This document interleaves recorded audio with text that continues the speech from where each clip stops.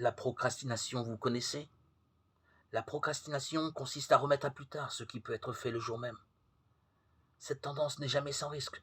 Reculer la date de révision d'un examen, reporter sa déclaration d'impôt, décaler les factures à payer, retarder sa visite chez un médecin lorsqu'on est malade.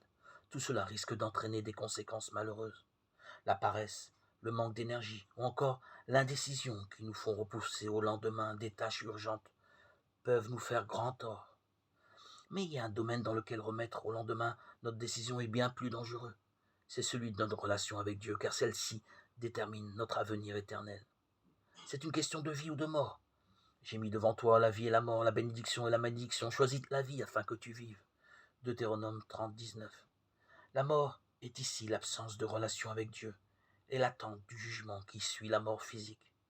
La vie est au contraire la relation que nous pouvons avoir avec Dieu dès maintenant et pour toujours sur la base du pardon de nos fautes. Nous péchons chaque jour et seul le sang de Jésus-Christ versé pour nous à la croix peut effacer les péchés. C'est la foi en lui qui nous permet d'obtenir le pardon. Dieu nous invite à choisir la vie et nous incite à prendre une décision rapide. Notre vie est éphémère, fragile, et nous ne devons pas retarder notre choix. De lui dépend notre avenir éternel.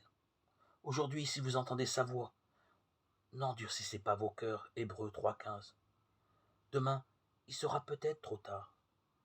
Voici, c'est maintenant le temps favorable. Voici, c'est maintenant le jour du salut. 2 Corinthiens 6, 2.